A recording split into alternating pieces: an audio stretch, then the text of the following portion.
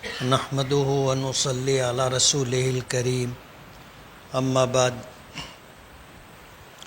اعوذ باللہ من الشیطان الرجیم بسم اللہ الرحمن الرحیم حامیم والکتاب المبین انا انزلناہ فی لیلۃ مبارکہ انا کنا منذرین فیہا یفرق کل امر حکیم صدق اللہ العظیم۔ بزرگان محترم اور عزیز دوستو، شعبان کا مبارک مہینہ چل رہا ہے۔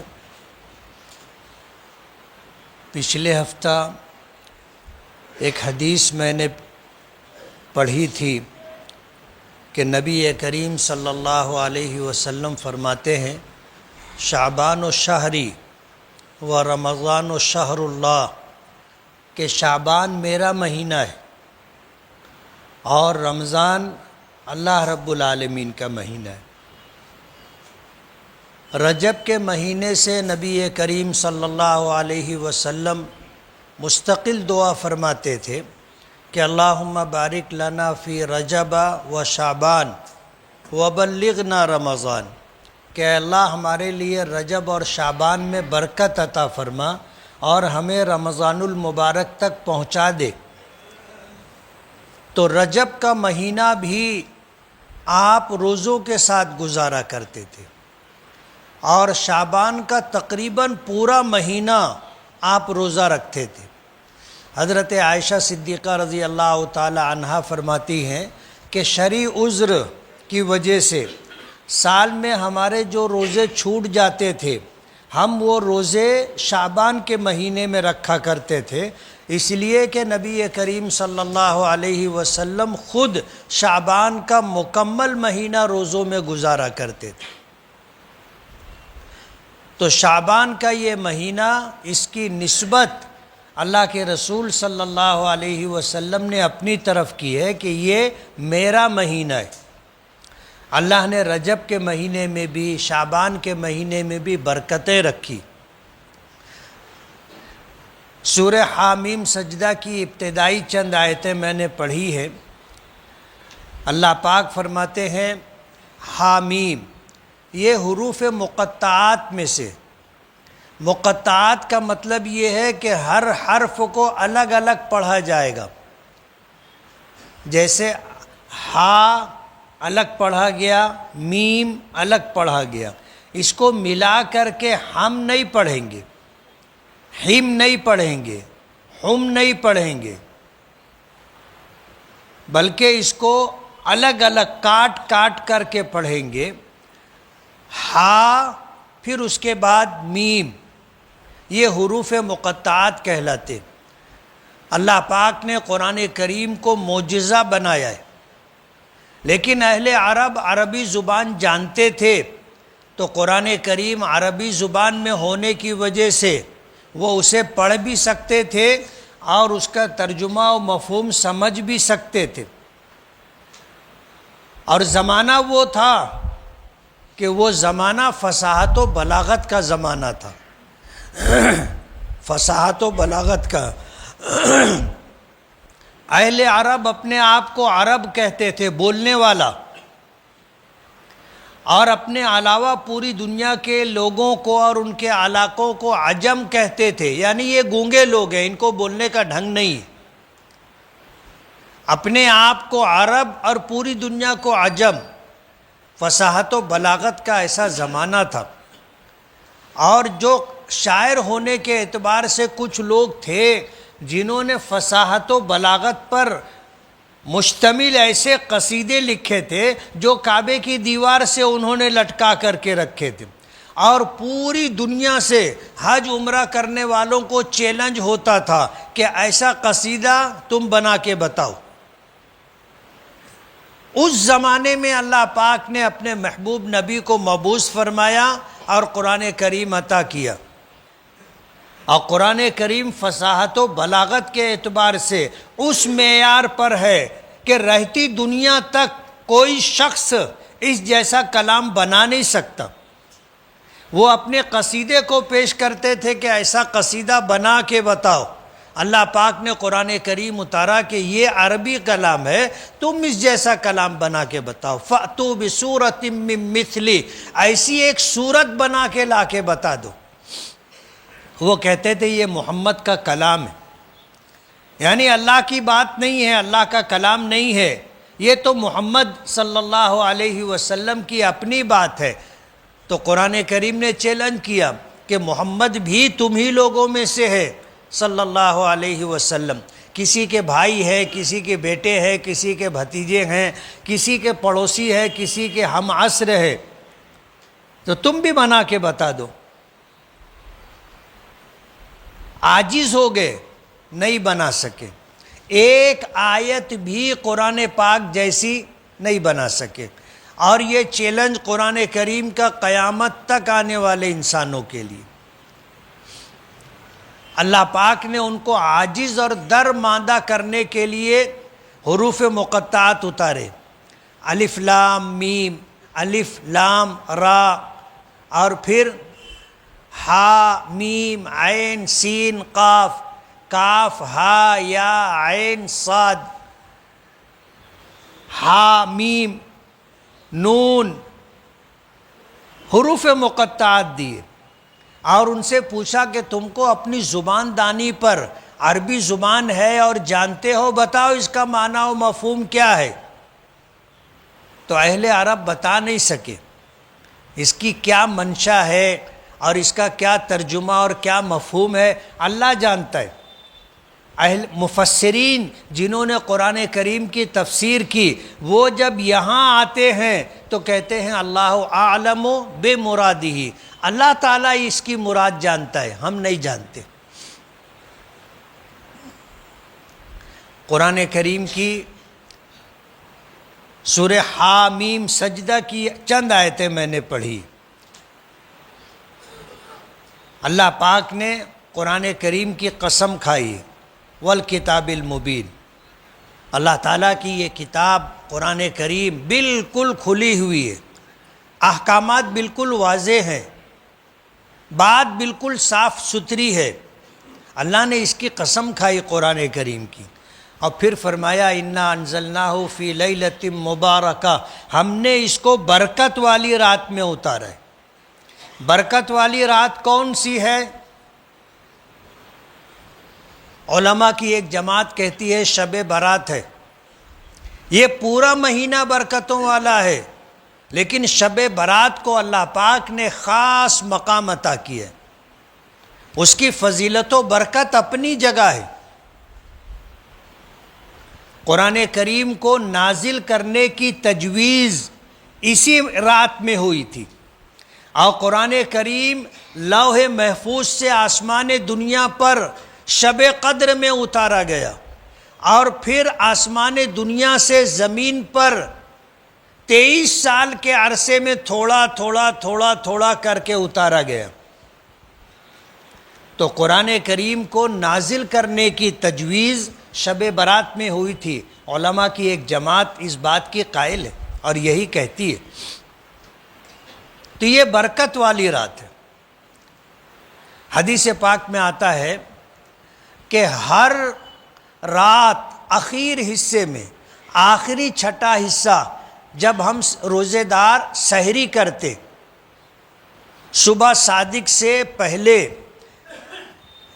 آخری وقت ہوتا ہے رات کا، اس رات میں اللہ پاک آسمان دنیا پر جلوہ افروز ہوتے، اور اللہ پاک کی طرف سے فرشتے اعلان کرتے ہیں کہ ہے کوئی مصیبت زدہ جسے عافیت عطا کی جائے، ہے کوئی مغفرت کا طلبگار کہ اس کی مغفرت کی جائے، ہے کوئی رزق مانگنے والا کہ اس کو رزق دیا جائے۔ اعلان ہوتا ہے۔ جو لوگ رات کے اخیر حصے میں اٹھتے ہیں، اللہ تعالیٰ سے مانگتے ہیں، اللہ ان کو دیتا ہے۔ حالات ہم پر بھی آتے ہیں، اچھے حالات بھی ہوتے ہیں، برے حالات بھی ہوتے ہیں۔ اللہ تعالیٰ سے مانگنے کا سب سے بہترین وقت رات کا آخر حصہ، تہجد کا وقت، سب سے بہترین حصہ۔ اس وقت پر اللہ پاک کی طرف سے اعلان ہوتا رہتا ہے، فرشتے بار بار اعلان کرتے رہتے ہیں کہ ہے کوئی مصیبت زدہ جس کو عافیت عطا کی جائے، ہے کوئی مغفرت کا طلبگار کہ اس کی بخشش کی جائے، ہے کوئی رزق چاہنے والا کہ اس کو رزق عطا کیا جائے۔ ظاہر بات ہے جب اللہ پاک کی طرف سے دینے کا اعلان ہوتا ہے، فرشتے اعلان کرتے رہتے ہیں، تو جو لوگ مصیبت میں پریشانی میں ہوتے ہیں اس وقت اٹھ کر کے اللہ سے جب مانگتے ہیں کہ اللہ یہ مصیبت دور کر دے، اس پریشانی سے نجات عطا کر دے، اللہ سے مانگتے ہیں، اللہ دعا قبول کرتا ہے اور عافیت عطا کرتا ہے۔ گنہگار بندہ رات کے آخر حصے میں اللہ کی بارگاہ میں ہاتھ پھیلائے، ہاتھ اٹھائے اور اللہ سے مانگے کہ اللہ گنہگار ہوں، تیری بارگاہ میں ہاتھ پھیلانے کے لائق نہیں ہوں، لیکن تیرے سوا کوئی میرے گناہ معاف کرنے والا نہیں ہے، تو میرے گناہ معاف کر دے، مجھے بخش دے۔ اللہ پاک کی طرف سے اعلان ہوتا ہے اور یہ مغفرت مانگتا ہے، اللہ مغفرت فرما دیتے ہیں۔ تنگ دست، بے روزگار، محتاج شخص رات کے آخر حصے میں اٹھ کر کے اللہ سے مانگے کہ اللہ پریشان ہوں، روٹی روزی سے محروم ہوں، بے بسی مجبوری کے ساتھ دن رات گزرتے ہیں، بھوکا رہتا ہوں، جن کی ذمہ داری میرے اوپر ہے، میں ان کی ذمہ داری پوری نہیں کر پاتا، ان کے خرچ نہیں اٹھا پاتا، اے اللہ مجھے کشادہ فراخ روزی عطا کر۔ اللہ پاک کی طرف سے اعلان ہوتا ہے، اور جب کوئی بندہ اللہ کے سامنے اپنی فریاد رکھتا ہے اللہ تعالیٰ اسے کشادہ فراخ روزی عطا کرتے۔ تو رات کے آخری حصے میں اللہ تعالیٰ آسمان دنیا پر ہر رات جلوہ افروز ہوتے اور مانگنے والے مانگتے ہیں، اپنی مرادیں پاتے ہیں۔ شب برات ان 5 راتوں میں سے ایک رات ہے جس رات میں اللہ پاک سورج غروب ہوتے ہی آسمان دنیا پر جلوہ افروز ہو جاتے، اور فرشتے اللہ پاک کے حکم سے رات بھر اعلان کرتے رہتے ہیں، یہی اعلان کہ ہے کوئی مصیبت زدہ عافیت کا طلبگار، ہے کوئی گنہگار بخشش کا طلبگار، ہے کوئی رزق چاہنے والا کہ اسے رزق دیا جائے۔ اعلان ہوتا ہے اور لوگ سورج غروب ہونے سے لے کر کے صبح صادق تک جو لوگ مانگ لیتے ہیں، اللہ کو راضی اور خوش کرنے کے لیے عبادتیں کرتے ہیں، اللہ تعالیٰ ان کو نواز دیتا ہے۔ اسی ہفتے میں غالباً منگل کے دن گزر کر جو رات آئے گی وہ شب برات ہوگی۔ فیہا یفرق کل امر حکیم، اس رات میں اللہ پاک کی طرف سے سال بھر کے معاملات فرشتوں کے سپرد کر دیے جاتے کہ سال بھر میں کیا ہوگا، کتنے بچے پیدا ہوں گے اور کتنے لوگوں کی موت ہوگی، کتنے لوگوں کے ساتھ یہاں پر حالات پیش آئیں گے، کیسی خوشحالی ہوگی، کیسی مصیبتیں، سیلاب، آسمانی سلطانی حکومتیں، سلطنتیں کیسے بدلیں گی، اقتدار پہ کون لوگ آئیں گے، یہ سارے فیصلے شب برات میں فرشتوں کو سپرد کر دیے جاتے کہ اس شب برات سے اس شب برات تک جو معاملات تھے وہ فرشتوں کو دے دیے گئے تھے۔ اب جب شب برات آئے گی تو آگے کے 1 سال کے تمام فیصلے اللہ پاک نے جو فرمائے ہیں لوح محفوظ سے نکال کر فرشتوں کو سپرد کر دیے جائیں گے، جس فرشتے کے ذمے جو ذمہ داری ہے وہ اس کو دے دی جائے گی۔ جیسے روح قبض کرنے والے فرشتے اسرائیل کو سال بھر کی لسٹ دے دی جاتی ہے کہ سال بھر میں اتنے لوگ نکل جائیں گے، وقت تو پورا ہو جائے گا، اللہ اپنی جوار رحمت میں بلا لے گا اور تمہیں فلاں وقت فلاں مقام پر اس کی روح قبض کر لینی۔ یہ احکامات دے دیے جاتے۔ فیہا یفرق کل امر حکیم، ہر حکمت والا معاملہ اللہ پاک کی طرف سے فرشتوں کے سپرد کر دیا جاتا ہے کہ سال بھر میں یہ ہوگا۔ ظاہر بات ہے یہ وہ رات ہے کہ جس رات میں میرے متعلق اور آپ کے متعلق سال بھر کے فیصلے اللہ پاک فرشتوں کے سپرد کریں گے۔ اس رات میں اللہ پاک سے عافیت مانگنا چاہیے، اللہ پاک سے مغفرت مانگنا چاہیے، اللہ پاک سے رزق کی کشادگی اور فراخی مانگنا چاہیے، اللہ تعالیٰ سے اس کی رضا مانگنا چاہیے، نفس مطمئنہ مانگنا چاہیے کہ اے اللہ سال بھر تیری رضا اور خوشنودی کے ساتھ میرے دن اور میری راتیں گزرے، مجھے اپنی نافرمانی سے بچانا، مجھے مصیبت سے پریشانی سے بچانا، مجھے ہلاکت اور بربادی سے بچانا مانگنا۔ علماء کی ایک جماعت کہتی ہے تقدیر کی دو قسم ہوتی ہے، ایک تقدیر مبرم جو بدلتی نہیں ہے، اور ایک تقدیر معلق کہ جو بدلتی ہے اللہ پاک کے فیصلے سے۔ اور قرآن کریم میں اللہ پاک نے فرمایا ہے یمحو اللہ ما یشاء، اللہ تعالیٰ لوح محفوظ میں بندوں کی تقدیر کے متعلق جو کچھ لکھ دیے ہیں اللہ چاہے تو مٹا دیتے، یمحو اللہ ما یشاء ویثبت، اور جو لکھ دیا گیا اور اللہ باقی رکھنا چاہتے ہیں تو اللہ اس کو باقی رکھتے ہیں۔ یمحو اللہ ما یشاء ویثبت وعندہ ام الکتاب، اسی کے پاس لوح محفوظ ہے، اور لوح محفوظ میں تصرف کا اختیار، تغیر و تبدل کا اختیار اللہ پاک کے پاس ہے۔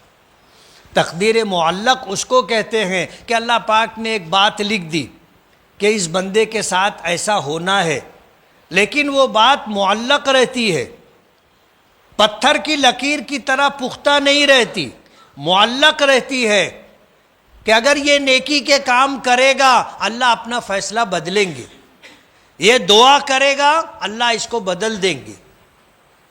اس کو تقدیر معلق کہا جاتا ہے، جو بندے کے اعمال پر معلق ہے کہ بندہ نماز پڑھے گا، بندہ دعا مانگے گا، بندہ فلاں فلاں نیک کام کرے گا تو اللہ پاک فیصلے بدل دیں گے۔ یہ رات مانگنے کی رات ہے، پوری رات۔ جو لوگ اس رات میں عبادات کے ساتھ دعاؤں کا اہتمام کرتے وہ نوازے جاتے۔ علماء میں ایک جماعت شب قدر کو بالکل نہیں مانتی، بالکل نہیں مانتی کہ یہ رات عام راتوں کی طرح ہے، اس کی کوئی فضیلت نہیں، اور علماء کی ایک جماعت کہتی ہے کہ نہیں، اس کی فضیلت ہے، اس مہینے کی برکت ہے، اس رات کی برکت ہے۔ اور حدیث پاک میں نبی کریم صلی اللہ علیہ وسلم کا ارشاد مبارک ہے کہ اس رات غروب آفتاب سے صبح صادق تک اللہ پاک کی طرف سے اعلانات ہوتے رہتے ہیں، اس لیے اس کا انکار نہیں کیا جا سکتا۔ اس کی فضیلت، اس کی برکت ہے، اس کی عظمت ہے۔ اور کچھ لوگ ایسے ہیں جو اس میں غلو کرتے ہیں کہ جو کام یا جو فضیلت کی باتیں اور اعمال قرآن کریم میں نہیں ہیں، نبی کریم صلی اللہ علیہ وسلم نے نہیں بتائے، وہ ہم لوگوں کو بتانا چالو کر دیتے۔ پمفلیٹ چھپتا ہے اور عجیب و غریب عبادتیں اور طور طریقے اس میں لکھے ہوتے ہیں۔ اس میں ایک ایسا بھی لکھا ہوتا ہے کہ جو آدمی اس رات میں غسل کرے گا تو جتنے پانی کے قطرے اس کے بدن پر پڑ کر کے گریں گے، ہر قطرے کے بدلے میں اتنی نیکی ملے گی۔ لوگ حمام میں گھس جاتے، نکلتے ہی نہیں نا۔ اب گھر میں اتنا پانی نہیں رہتا، مسجد کا حمام کھلا رہتا ہے، لائن لگا کے لوگ کھڑے رہتے، جو اندر رہتا ہے وہ باہر نکلتا نہیں ہے۔ بہت ساری من گھڑت روایتیں اس رات کی فضیلت سے متعلق لوگوں کو بتائی جاتی ہیں، جو نبی کریم صلی اللہ علیہ وسلم نے بھی نہیں بتائی، صحابہ کرام کو نہیں معلوم، تابعین تابعین کو نہیں معلوم، اولیاء کرام اور بزرگان دین کو نہیں معلوم، آج کچھ لوگوں کو معلوم ہو گیا۔ اس لیے جو عبادتیں قرآن و حدیث سے ثابت ہیں، جو عبادتیں نبی کریم صلی اللہ علیہ وسلم سے منقول ہیں، صحابہ کرام نے جس کو اپنایا اور اختیار کیا، وہی عبادتیں کرنا چاہیے۔ علماء کی وہ جماعت جنہوں نے اس رات کی فضیلت کو مانا ہے اور اس رات کی فضیلت کو قرآن و حدیث کی روشنی میں بیان کیا ہے، وہی اعتدال پر ہیں اور وہی حق ہے۔ جو انکار کرتے ہیں وہ بات بھی ہمیں قبول نہیں ہے، اور جو اس کی فضیلت میں غلو کرتے ہیں اور من گھڑت روایتیں بیان کرتے ہیں، اسے بھی ہم مانتے نہیں۔ ہم تو بس اللہ اس کے رسول کی بات مانتے ہیں، جو قرآن کریم میں ہے وہ حق ہے، جو نبی کریم صلی اللہ علیہ وسلم نے ہمیں بتایا اور کیا وہ سچ ہے، ہمیں وہی کرنا ہے۔ تو شب برات کا اہتمام کرنا چاہیے۔ یوں تو اگر ہم مصیبت میں ہیں، پریشانی میں ہیں، رزق کی تنگی میں ہیں اور ہمیں اپنی بخشش کی فکر ہے، تو ہر رات میں آخر حصے میں اللہ تعالیٰ سے مانگنے کا اہتمام کرنا چاہیے۔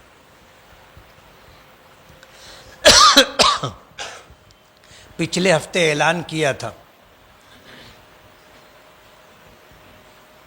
کس کو یاد ہے کیا اعلان کیا تھا؟ مدرسہ معہد ملت کا چندہ رہے گا۔ لوگ بھول جاتے ہیں، زمانہ ایسی مصروفیات کا آ گیا ہے اور آدمی اتنی الجھن اور پریشانی میں رہتا ہے کہ جس مجلس میں بیٹھا ہو، جو بات ہو، وہ بات اسی مجلس تک رہتی ہے۔ اٹھے آدمی ایسے کرتا ہے، سب بات جھٹک کے چلا جاتا۔ ہمارا شہر مالیگاؤں الحمدللہ ایک مثالی شہر ہے۔ ہم تو سفر کرتے رہتے ہیں، کچھ لوگ کہتے ہیں کہ یار تم کتنا سفر کرتے، میں مذاق سے کہتا ہوں کہ یار پیر میں کتے کی ہڈی باندھ لی ہے، چلتے ہی رہتے۔ پچھلا جو سال گزرا تھا، موبائل میں لوکیشن کا بھی ایک ایپ ہوتا ہے، سال پورا ہوا تو ایک میسیج آیا کہ سال بھر میں 84,000 اتنے کلومیٹر کا سفر تم نے کیا۔ میں حیران ہو گیا، میں نے کہا یار یہ کیا ہے؟ تو اس میں تفصیل بھی تھی کہ بائی روڈ اتنا سفر کیا، ٹرین سے اتنا سفر کیا، فلائٹ سے اتنا سفر کیا۔ پہلی مرتبہ دیکھا تھا تو مجھ کو بھی حیرت ہوئی، لیکن ایمان بڑھ گیا کہ جب انسانوں کو بنایا ہوا ایک چھوٹا سا آلہ یہ سب کچھ محفوظ کر سکتا ہے اور بتا سکتا ہے، تو اللہ نے تو یہ پوری دنیا بنائی اور ہر انسان کے ساتھ فرشتے لگا کے رکھے۔ وہ فرشتہ ایک ایک لمحے کی خبر محفوظ رکھتا ہے۔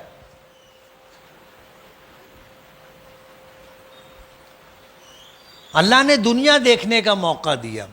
مالیگاؤں سے باہر گئے، مہاراشٹر سے باہر گئے، ہندوستان سے باہر گئے، دنیا دیکھیے۔ اپنا شہر الحمدللہ اچھا شہر ہے، اس پر اللہ کا شکر ادا کرنا چاہیے۔ ہمارے شہر میں آج بھی رات کے وقت بے وقت کوئی خاتون اگر نکلے اور کہیں جانا چاہے چلی جاتی ہے، کوئی تکلیف نہیں ہے اس کو۔ ہاسپٹل جانا ہو، ایمرجنسی میں کسی کے یہاں جانا ہو، چلے جاتے ہیں۔ لوگ پیسہ لے کر کے جاتے ہیں، کوئی چھینتا نہیں ہے، الا ماشاء اللہ کبھی کوئی حادثہ ہو جائے، اور حادثہ ہوا اور معلوم پڑا، پکڑے گئے تو معلوم پڑا کہ یہ لوگ دوسری ریاست کے تھے، ادھر ادھر سے آئے لوٹ پاٹ کے لیے۔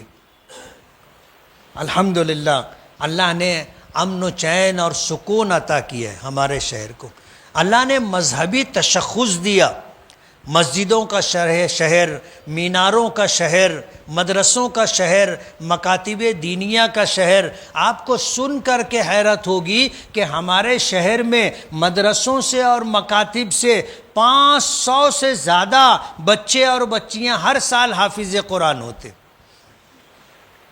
میں نے یہ بات اپنے اساتذہ کو دیوبند میں بتائی تو وہ کہنے لگے یہاں بھی اتنے بچے حافظ نہیں ہوتے۔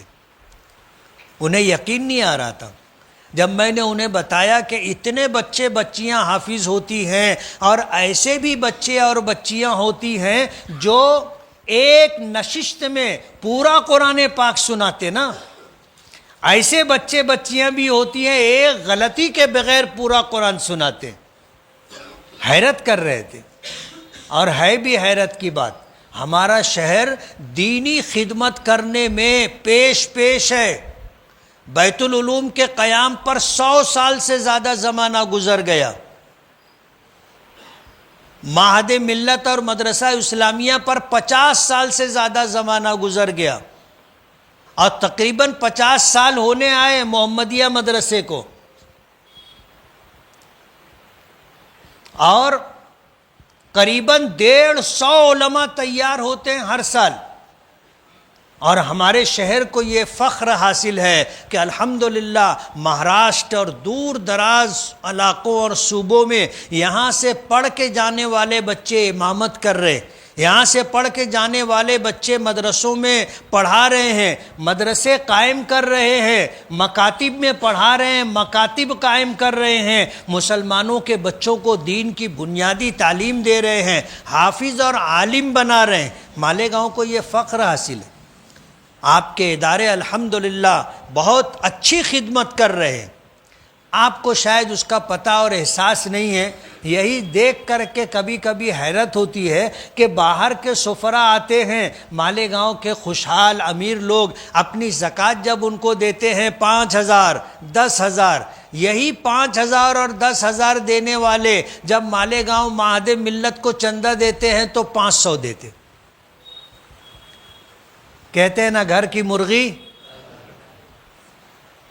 مرغی دال برابر۔ ارے اپنے شہر کے ادارے جو کام کر رہے ہیں آپ جب چاہو جا کر کے دیکھ سکتے ہو،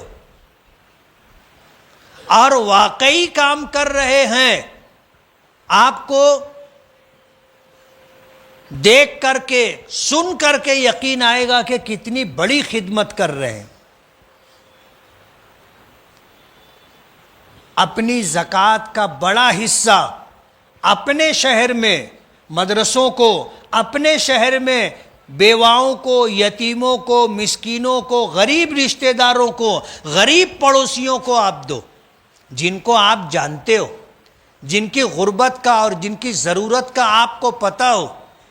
امام اعظم ابو حنیفہ رحمۃ اللہ علیہ نے اگرچہ اس بات کی اجازت دی ہے کہ ایک شہر کی زکوٰۃ دوسرے شہر والوں کو دی جا سکتی ہے، جبکہ حضرت امام شافعی رحمۃ اللہ علیہ کے یہاں مسئلہ یہ ہے کہ ایک شہر کے رہنے والے اپنی زکوٰۃ اسی شہر میں خرچ کر دیں گے، دوسرے شہر والوں کو نہیں دے سکتے۔ حکومت ان اداروں کو ختم کرنے کے در پہ، سرمایہ ریڑھ کی ہڈی کی حیثیت رکھتا ہے۔ سرمایہ رہے گا، مدرسے چلیں گے، مکاتب چلیں گے، مسجدوں کا نظام چلتا رہے گا، اور سرمایہ نہیں رہے گا، ظاہر بات ہے کہ پھر ان کاموں کو انجام دینا مشکل ہو جائے گا۔ اپنے شہر کے لوگوں کو آپ سامنے رکھو اور اپنی زکوٰۃ، صدقات، عطیات سے ان کی بھرپور مدد کرو۔ معہد ملت کے لوگ آئے ہوئے ہیں، اساتذہ، ذمہ داران،